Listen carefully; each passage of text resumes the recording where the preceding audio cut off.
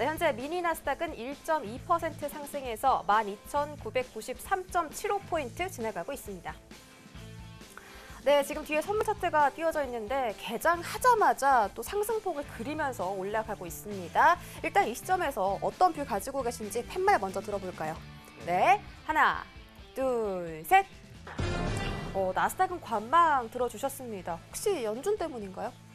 그렇죠. 상당히 증시 쪽의 주요 변수라고 할 수 있는 이제 국채금리 관련 내용 때문에. 국채금리 때문에. 네, 그래서 일단은 지금 주가가 상승에 대한 그림을 나오고 있지만은 네네. 일단 이슈 나온 것 같은 경우에는 이제 하락 모멘텀을 좀 그릴 수가 있어서 현재 상승이 조금 풀이 죽을 수 있을 가능성이 높아서 그런가요? 일단 오늘자 방향성 같은 경우에는 조금 관망으로 보시는 게 중요할 것 같습니다. 그렇다면 관망이라고 말씀을 해주셨는데 연준의 연설이 사실 3일 동안 지속적으로 진행이 되잖아요. 그렇죠. 3일 동안 관망인가요? 일단은 근데 항상 중요한 게 뭐냐면은 네.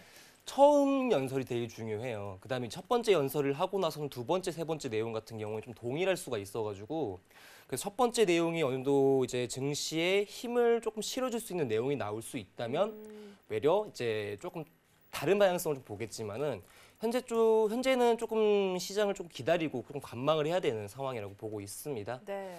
자, 그래서 차트 한 번만 쫙 얘기하고 오늘 좀 주요한 이슈 체크 하나만 하고 넘어가도록 할게요. 자, 보도록 할게요. 자, 오늘 금일자 나스닥 그냥 기술적 관점에서만 조금 이야기를 하고 넘어가도록 하겠습니다.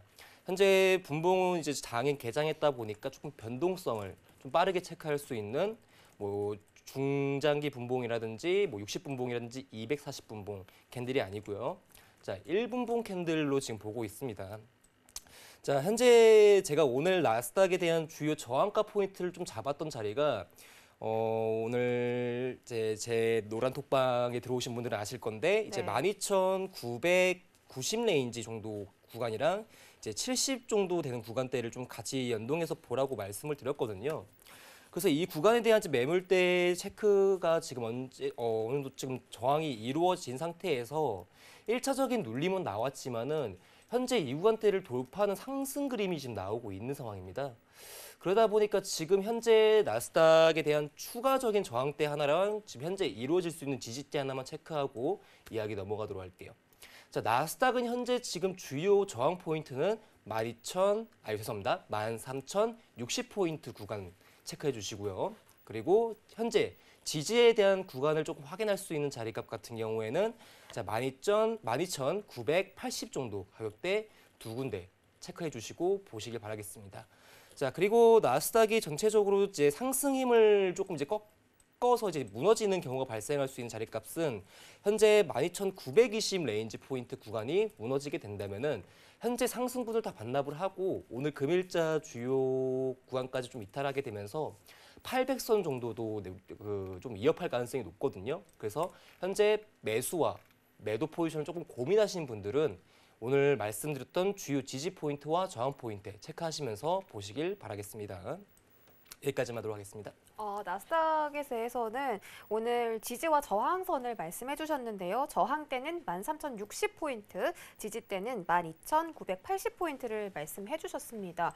나스닥이 지금 일분봉으로 봤을 때는 또 개장하자마자 강하게 또 올라가는 모습이잖아요. 이런 그렇죠. 파동은 의미가 없는 건가요? 일단은 시장에서 일단 어느 정도 전일에 이제 저번 주 금요일에 한번 큰 저점 라인대가 만들어졌거든요. 네. 그래서 이제 그거에 대한 어느 정도 회복분이 지금 이루어지고 있는 게 아닌가. 좀 과매도로 인한 이제 침체기가 네. 조금 이제 완화로 풀어지면서 올라오는. 그러니까 이제 어느 정도 물량이 좀 정리가 되면서 올라오는 기술적 반등이라고 생각을 하고 있어요. 기술적인 반등이다. 네네.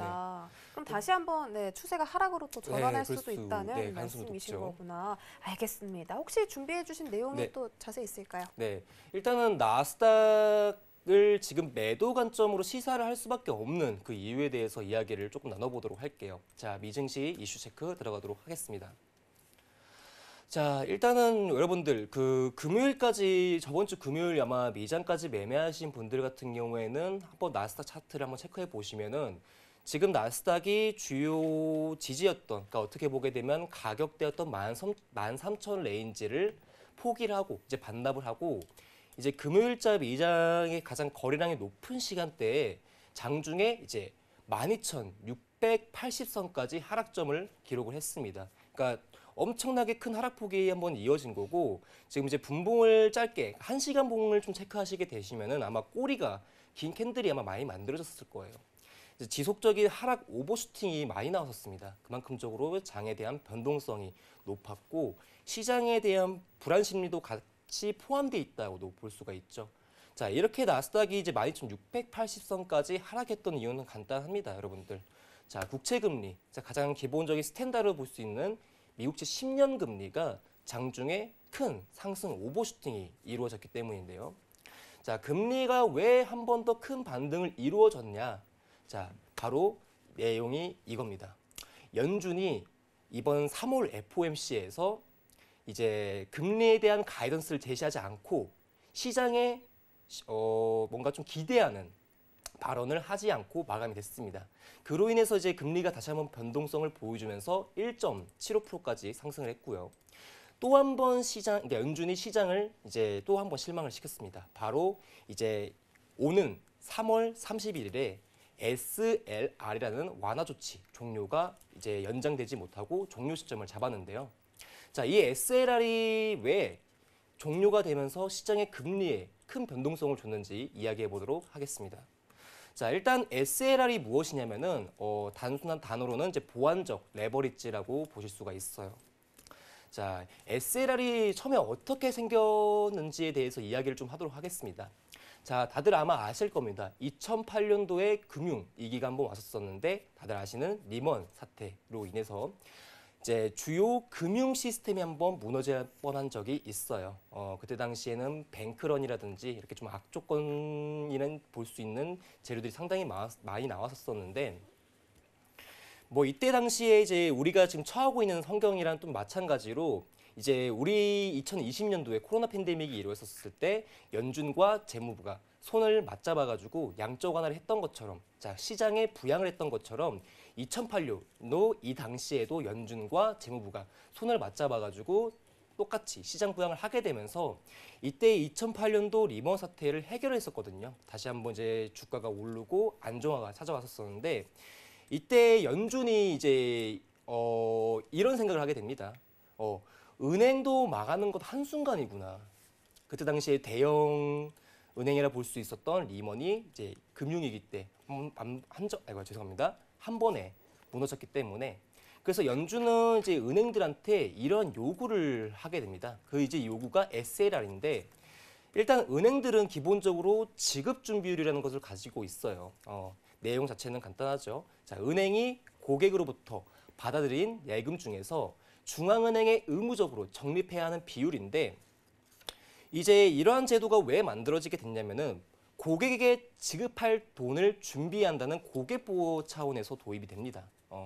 그러니까 어떻게 보게 되면은 제가 은행에 가가지고 한 100만 원 정도를 맡겼다고 했었을 때 은행은 그거에 대한 금액을 가지고는 있어줘야 돼요. 제가 언제 그 돈을 가지고 뺄지 모르기 때문에 그래서 어느 정도 은행도 현금은 준비해야 한다.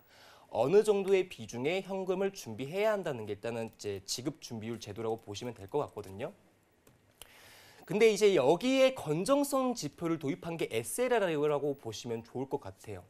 자, 은행도요. 마찬가지로 이제 뭐 개인의 돈을 뭐 맡기는 이제 어떻게 보게 되면 금융권에서 중요한 기관이라 볼 수가 있지만은 은행도 기관이기 때문에 어떻게 보게 되면 뭐 대출이라든지 국채 매입, 뭐 기업 사채 매입 등 파생 상품 등에 뭐 투자를 합니다. 이제 그런 금액을 이제 우리가 위험 노출 금액이라고 하고 이걸 익스포저라고 하는데 이 익스포저에 대한 비율이 이제 자기 자본의 총 3% 이상 그리고 조금 주요 은행 같은 경우에는 5% 이상을 가지고 있어야 한다는 어떻게 보게 되면 이제 시장의 안정화를 가져다 줄 수 있는 금융법이라고 보시면 될 것 같아요. 근데 이 SRL 완화 조치란 게 뭐냐면은 자, 현재 국채 매입이라든지 아니면은 아까 보실 수 있었던 뭐 지급 준비금에 대한 부분을 이 자본의 퍼센티지에 빼는 거예요. 즉 무슨 소리냐? 한정되어 국채 매입이 한정되게 매입할 수 없었던 은행은 이 SLR 완화 조치가 이루어진 다음부터는 국채를 얼마든지 매입을 할 수가 있었기 때문이거든요. 그렇기 때문에 이때 당시에 이제 연준은 이제 시장에 대한 금리를 이제 낮추고 싶었고 낮추려면 국채에 대한 수요도가 높아졌어야 돼요. 그렇기 때문에 은행에서 국채 매입해라는 이제 시사를 한 거죠. 그러니까 국채 매입을 해라. 약간 이런 부분을 이제 SLR 완화 조치가 이루어지게 되면서 이제 금융권의 이제 주요 은행들이 이제 국채 매입을 어느 정도 퍼센티지 비율이 아닌 이제 자기가 할당할 수 있을 만큼의 양만큼 살 수가 있게 된 거예요. 근데 이 SLR 완화 조치가 종료가 돼버리게 되면 예전 퍼센티지만큼 이제 보유를 해야 되거든요. 그럼 가지고 있던 채권을 팔아야 됩니다, 시장에. 근데 그 금액이 대략 6천억 불 이상이 돼버려요. 근데 6천억 불에 대한 채권을 이제 정리를 하게 되면서 3월 30일 날 제가 종료가 된다고 얘기를 드렸죠. 그러다 보니까 이제 연준이랑 재무부가 손에 맞잡고 했던 뭐 국채 발행과 포함해서 시장에 한 번 더 어마어마한 국채 물량이 나올 가능성이 높다는 거죠.